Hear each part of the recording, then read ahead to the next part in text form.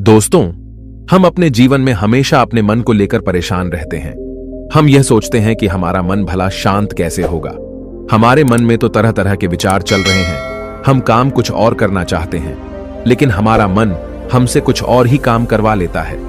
इससे पहले कि आप अपने मन को शांत करने का प्रयास करें, यह जानना जरूरी है कि मन का व्यवहार शांत होने वाला है ही नहीं। अगर मन शांत होने वाला हो सकता तो इस दुनिया में सभी के मन शांत हो गए होते और हर कोई अपना जीवन सुखी सुखी बिता रहा होता। फिर न तो कोई हंगामा होता और न ही किसी तरह की कोई तकलीफ। सभी का जीवन खुशी खुशी बीत रहा होता। फिर न तो आप और न ही मैं पैसे कमाने के पीछे भाग रहे होते। समस्या तो यह है कि हम ज्यादा से ज्यादा चीजें इकट्ठा करना चाहते हैं, क्योंकि हमें लगता है कि हमारे पास जितनी ज्यादा चीजें होंगी हम उतना ही सुखी रहेंगे। लेकिन वास्तविकता तो यही है कि बाहर की किसी भी चीज में कोई सुख नहीं है और न ही उनमें कोई दुख है। और यही कारण है कि जब हम किसी चीज के पीछे भाग रहे होते हैं, जब हम कोई चीज पाना चाहते हैं, तो उसे पाकर हमें पल भर के लिए खुशी तो मिलती है, लेकिन बाद में हम उस खुशी का एहसास नहीं कर पाते। वह खुशी दुख में परिवर्तित हो जाती है। और इसी प्रकार से हम एक चीज से दूसरी चीज, दूसरी से तीसरी चीज के पीछे लगातार भागते रहते हैं, क्योंकि हमें ऐसा ही लगता है कि यदि हम वह चीज पालेंगे तो हम सुखी हो जाएंगे। लेकिन वास्तविकता में वही सुख हमारे दुख का कारण बन जाता है, जिस कारण हमारा मन बेचैन रहने लगता है। हम उस चीज को पाने के लिए तरह तरह के उपाय करते हैं, जिस कारण हमारा मन और भी बेचैन होने लगता है। और यह बेचैनी धीरे धीरे चिंता का रूप ले लेती है और हमारा मन पूरी तरह से अशांत हो जाता है। हमें कुछ भी अच्छा नहीं लगता। हमें लगता है कि जो कुछ हमने मांगा था उसका उल्टा हो रहा है। सब कुछ हमारे विपरीत जा रहा है। और फिर हम अपने मन को शांत करने के लिए ध्यान करना शुरू करते हैं, क्योंकि एक ध्यान ही वह मार्ग है जो हमें ज्ञान की ओर ले जाता है। वह हमें यह बताता है कि बाहर किसी भी चीज में कोई सुख नहीं है और न ही दुख है। दुख और सुख तो हमारे मन का भ्रम है। यह हमारे मन की एक उपज है, जिसके लालच में हमारा मन हमें यहां वहां भगाता रहता है। जैसे कि महीनों से भूखे एक भिखारी को अगर एक सूखी रोटी भी मिल जाए तो वह उसके लिए सुख है, वह उसके लिए अमृत है। और ठीक उसी के विपरीत यदि किसी धनवान के घर पर 56 प्रकार के भोग भी बन जाए, तब भी वह उसे खाकर तो दुखी ही रहेगा। यह तो उनकी मनस्थिति पर निर्भर करता है। इसे और अच्छे से समझने के लिए आज की जो कहानी मैं आपको सुनाने जा रहा हूं, इस कहानी के माध्यम से आप यह समझ पाएंगे कि हमारे मन की स्थिति क्या है और हम इसे कैसे नियंत्रित कर सकते हैं। तो चलिए बिना किसी देरी के कहानी शुरू करते हैं। एक समय की बात है, एक गांव में एक युवक रहता था जिसका मन बहुत ही अशांत रहता था। वह हमेशा तनाव में रहता। वह अपने मन को शांत करना चाहता था, लेकिन उसे कोई भी उपाय नजर नहीं आ रहे थे। उसके जीवन में कई प्रकार के दुख थे, जिनके कारण वह हमेशा तकलीफ में रहता, तनाव में रहता। एक दिन उसे पता चला कि उसके गांव में एक बौद्ध भिक्षु आए हुए हैं, जो सभी को दुख और सुख पर उपदेश दे रहे हैं। वह युवक तुरंत ही घर से निकला और उनके आश्रम जा पहुंचा। वहां पर पहुंचने के बाद उस युवक ने देखा कि वह बौद्ध भिक्षु सभी गांव वालों को उपदेश दे रहे थे। बौद्ध भिक्षु कह रहे थे कि सभी के जीवन में कोई ना कोई सुख और दुख तो आता ही रहता है, जिस कारण हमारा मन बहुत अशांत रहता है। और एक अशांत मन इस दुनिया का कोई भी सुख नहीं ले सकता। फिर चाहे उसे पूरी दुनिया की धन दौलत ही क्यों न मिल जाए, वह उसे पाकर भी दुखी ही रहेगा। परंतु जिस व्यक्ति का मन शांत है, उसके पास चाहे कुछ भी हो या ना हो, वह हर छोटे पल का आनंद ले सकता है। वह हर पल को खुशी खुशी जी सकता है। इस दुनिया का और इस जीवन का परम सुख भी प्राप्त कर सकता है।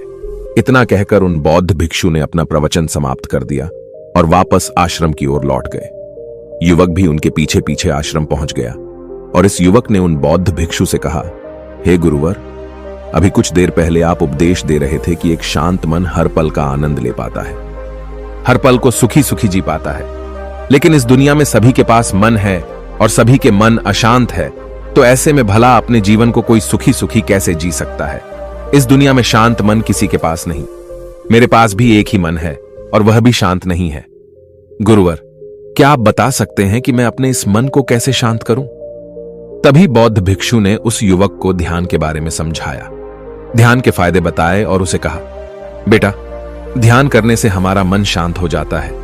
हम विचारों के दलदल से बाहर आने लगते हैं और इस कारण हमारे जीवन में सुख उत्पन्न होने लगता है। यदि तुम भी अपने जीवन में सुखी होना चाहते हो, अपने मन के इन विचारों के दलदल से बाहर निकलना चाहते हो, तो तुम्हें ध्यान करना चाहिए। तुम्हें ध्यान का अभ्यास करना चाहिए, क्योंकि यही वह मार्ग है जो तुम्हारे मन को शांत कर सकता है और तुम्हें सही राह पर ला सकता है। उस युवक ने उन बौद्ध भिक्षु की बात मान ली। उस युवक ने उन बौद्ध भिक्षु को प्रणाम किया और वापस घर चला गया। घर पहुंचने के बाद उसने ध्यान करना शुरू किया। वह रात भर ध्यान करता रहा, लेकिन उससे उसे कोई लाभ नहीं हुआ। इस कारण वह अगली सुबह फिर से उन बौद्ध भिक्षु के पास पहुंचा और उन बौद्ध भिक्षु से कहता है, गुरुवर, आपके कहे अनुसार मैंने रात भर ध्यान किया है, लेकिन उससे मुझे कोई लाभ नहीं हुआ। मेरा मन तो अभी भी अशांत है। आप तो कह रहे थे कि ध्यान करने से हमारा मन शांत हो जाता है। तभी वह बौद्ध भिक्षु उस युवा से कहते हैं, ध्यान कोई एक बार करने की चीज नहीं है, ये तो अभ्यास है और धीरे धीरे समय के साथ मन शांत होता जाएगा। इस पर वह युवक कहता है, हे गुरुवर, मेरे पास इतना समय नहीं है। मुझे कोई ऐसा मार्ग बताइए जिससे जल्दी जल्दी मेरा मन शांत हो जाए और मैं खुशी खुशी अपना जीवन जीने लग जाऊं। ऐसे तो मेरा बहुत समय बर्बाद हो जाएगा। मुझे कुछ ऐसा बताइए गुरुदेव, जिससे मेरा मन आज के आज और अभी शांत हो जाए, जिससे मैं सुख की अनुभूति कर पाऊं, मुझे सुकून मिले। उस युवक की यह बात सुनकर बौद्ध भिक्षु मुस्कुराने लगे। उन्होंने उस युवक से कहा, बेटा, मेरे पास तुम्हारे लिए कुछ ऐसा है जिससे तुम्हारा मन अभी के अभी शांत हो जाएगा। इतना कहकर वह बौद्ध भिक्षु अपने आश्रम में गए और अंदर से एक घड़ा लेकर आए और उस युवक को थमाते हुए कहते हैं, जाओ और पास की बह रही उस नदी से इस घड़े में पानी भर कर लाओ। उन बौद्ध भिक्षु के इतना कहने के बाद उस युवक ने वह घड़ा हाथ में ले लिया और नदी की तरफ जाने लगा।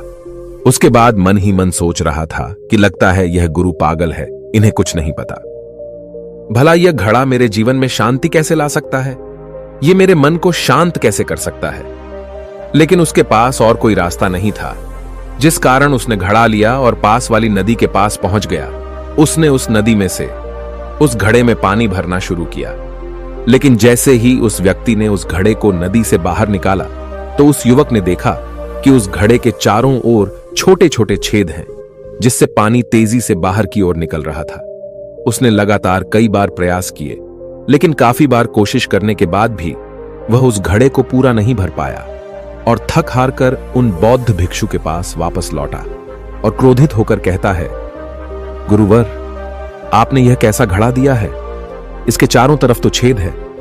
भला मैं इसमें पानी कैसे भरकर ला सकता हूं? जब भी मैं पानी भरता हूं, इस घड़े के छेदों से सारे पानी बाहर निकल जाते हैं।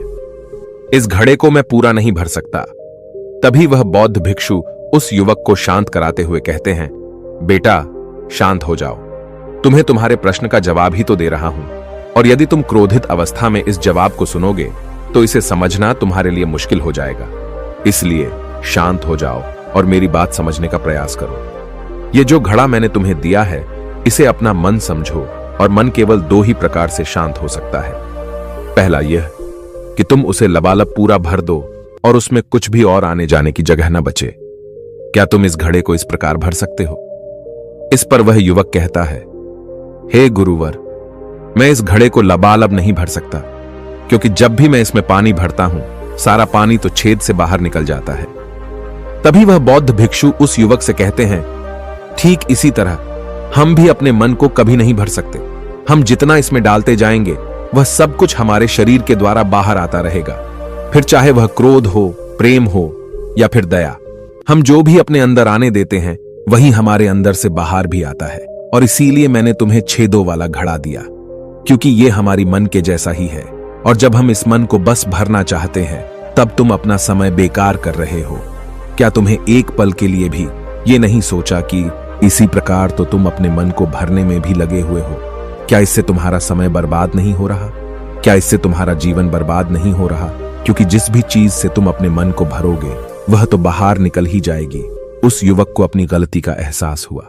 वह तुरंत उन बौद्ध भिक्षु के चरणों में गिर गया और उन बौद्ध भिक्षु से कहता है, गुरुवर, आपने सच कहा। मैंने कभी भी इसके बारे में नहीं सोचा कि मैं अपना जीवन अपने आप ही बर्बाद कर रहा था। ठीक है, मैं तो इस बात से अनजान था, लेकिन आज आपने मेरी आंखें खोल दी। परंतु गुरुवर, अगर यह मन को पूरी तरह भरने का पहला तरीका मन को शांत नहीं कर सकता, तो मन को शांत करने का दूसरा तरीका कौन सा है? गुरुवर, मुस्कुराते हुए उस आदमी से कहते हैं, दूसरा तरीका है कि अपने मन को पूरी तरह खाली कर दो। इस पर वह व्यक्ति कहता है, गुरुवर, आप ही मुझे बताइए कि मैं अपने मन को खाली कैसे कर सकता हूं। तभी बौद्ध भिक्षु कहते हैं, बेटा, यह तो बहुत ही सरल है। बाहर का कूड़ा अपने भीतर मत जाने दो। इस प्रकार तुम्हारा मन अपने आप ही खाली हो जाएगा। वह व्यक्ति कुछ देर सोच विचार करने के बाद बौद्ध भिक्षु से कहता है, हे गुरुदेव, यह कैसे संभव है? जो भी हम देखते हैं, सुनते हैं, वह हमारे मन में ही तो जाता है, वह हमारे भीतर की ओर ही तो जाता है। फिर मैं उसे कैसे रोक सकता हूं? इस पर बौद्ध भिक्षु मुस्कुराने लगे और उस युवक से कहते हैं, बेटा, मैं तुम्हें यही तो समझाने का प्रयास कर रहा हूं कि मन को केवल ध्यान से ही जीता जा सकता है और एक दिन ध्यान करने से कुछ नहीं होने वाला। हमें इसके लिए समय देना होगा, हमें इसके लिए धैर्य रखना होगा, इसका निरंतर अभ्यास करना होगा। आगे बौद्ध भिक्षु उस युवा से कहते हैं, बेटा, क्या तुम्हें प्यास लगी है? युवक कहता है, हां गुरुवर, मुझे बहुत जोरों की प्यास लगी है। इस पर उन बौद्ध भिक्षु ने उस युवक को पानी पिलाया और कहा, ये लो, पानी पी लो, इससे तुम्हारी प्यास बुझ जाएगी। लेकिन मुझे एक बात बताओ, क्या आज पानी पी लेने से फिर तुम्हें कभी प्यास नहीं लगेगी? तुम कभी फिर मुझसे पानी नहीं मांगोगे? इस पर वह युवक कहता है, गुरुवर, आप कैसी बातें कर रहे हैं? पानी तो हमारे जीवन का एक हिस्सा है, इसके बिना तो हम मर जाएंगे। और आप कह रहे हैं कि आज पानी पी लो और उसके बाद मैं कभी पानी न पीऊं। यह भला कैसे संभव है? प्यास तो हमें रोज आती है और हम रोज पानी पीते हैं, इसके बिना तो हम मर जाएंगे। तभी बौद्ध भिक्षु मुस्कुराते हुए उस युवक से कहते हैं, ठीक इसी प्रकार एक दिन के ध्यान से हमारा मन शांत नहीं हो सकता। उसे भी रोज भूख लगती है और उसे रोज रोज हमें आहार भी देना पड़ता है। उसे भी रोज पानी पीने की जरूरत पड़ती है और ठीक उसी प्रकार हमें हर दिन ध्यान करने की भी जरूरत पड़ती है। और जब हम निरंतर ध्यान करते हैं, इसका अभ्यास करते हैं, तो देखते ही देखते हमारे मन की भूख शांत होने लगती है और एक समय पर हमारा मन सारे विचार उत्पन्न करना बंद कर देता है। तब वह बाहर से कुछ भी ग्रहण नहीं कर पाता और जो कोई भी विचार हमारे भीतर है, वह सारे विचार देखते ही देखते समाप्त हो जाते हैं और इसी प्रकार धीरे धीरे हमारा मन शांत होने लगता है। आगे वह बौद्ध भिक्षु उस युवक से कहते हैं, बेटा, तुम ही तो कह रहे थे कि तुमने रात भर ध्यान किया है, लेकिन उसके बाद भी तुम्हारा मन शांत नहीं हो रहा। बेटा, तुम चाहो तो 1 घंटे के लिए ध्यान कर सकते हो, चाहो तो पूरा दिन भर तुम ध्यान करो, लेकिन इसका लाभ भी तुम्हें उतना ही मिलेगा। अर्थात मान लो तुम 1 दिन के लिए ध्यान करते हो तो इससे तुम्हारे मन को भी शांति केवल कुछ समय के लिए ही मिलेगी। यह हो सकता है कि वह 1 घंटे के लिए शांत रहे या फिर केवल कुछ क्षणों के लिए, लेकिन वह शांत अवश्य होगा। लेकिन जैसे ही उसे फिर से भूख लगेगी, वह फिर से अशांत हो जाएगा और फिर से यहां वहां भागने लगेगा और वह अपने विचारों की तलाश में आगे बढ़ेगा, क्योंकि उसे भी तो भूख लगी है, उसे भी तो खाना चाहिए, उसे भी तो पानी चाहिए। जैसे कि जब तुम्हें भूख लगती है, तुम अशांत हो जाते हो, क्योंकि तुम्हें भोजन चाहिए, पानी चाहिए, ताकि तुम अपने पेट की भूख को मिटा सके और तुम्हें शांति मिले। इस पर वह युवक कहता है, आप सत्य कहते हैं, मैं ही गलत था, मेरी ही गलती है। मैं अपने मन को अवश्य शांत करके रहूंगा, फिर चाहे इसके लिए मुझे कितना भी समय क्यों न लग जाए, मैं भी उस सुख को प्राप्त करके ही रहूंगा। मैं इस खाली घड़े में पानी भरकर अपने जीवन को बर्बाद नहीं करना चाहता। मैं अपने मन को शांत करके ही रहूंगा। मैं अपने मन को पूरी तरह से खाली कर दूंगा। इतना कहकर उस युवक ने उन बौद्ध भिक्षुओं को प्रणाम किया और वापस अपने घर की ओर लौट गया। दोस्तों, हम लोगों के जीवन में भी कई प्रकार की समस्याएं हैं और हम उन समस्याओं का समाधान करना चाहते हैं। और अंत में हमें जो मार्ग मिलता है वह ध्यान है। हम ध्यान तो करना चाहते हैं, लेकिन हम उसके परिणाम को तुरंत पाना चाहते हैं। जब हम शुरू शुरू में ध्यान करते हैं तो हमें उसका कुछ भी लाभ नहीं मिलता और हमें लगता है कि यह व्यर्थ है, इससे हमें कोई भी फायदा नहीं होने वाला, क्योंकि हमें तो सब कुछ जल्दी जल्दी चाहिए। लेकिन वास्तविकता तो यही है कि ध्यान सब्र और समय मांगता है और साथ ही उसे शांति भी चाहिए। परंतु हम इतने अशांत हैं कि हमारे भीतर ये तीनों चीजें नहीं हैं। इसीलिए अपने भीतर धैर्य पैदा करें। जब आपके भीतर धैर्य पैदा होगा, तभी आप सब्र, समय और शांति के महत्व को समझ पाएंगे और फिर आपका समय चाहे कैसा भी क्यों न चल रहा हो, आप हर समय खुश रहना सीख जाएंगे। अगर आपका मन अशांत है तो यह किसी और के हाथों में नहीं है कि वह आपके मन को शांत कर सके। यह तो आपके हाथों में है कि आप अपने मन को किस प्रकार और कितनी देर तक के लिए शांत कर सकते हैं। दोस्तों, आपने आज के इस वीडियो से क्या सीखा वह मुझे आप कमेंट में बता सकते हैं। इसी के साथ में उम्मीद है कि आपको आज की वीडियो पसंद आई होगी, तो इस वीडियो को उस इंसान को शेयर करें और उसी के ठीक बाद चैनल को सब्सक्राइब करें। तो चलिए फिर मिलते हैं ऐसी एक और नई वीडियो में। तब तक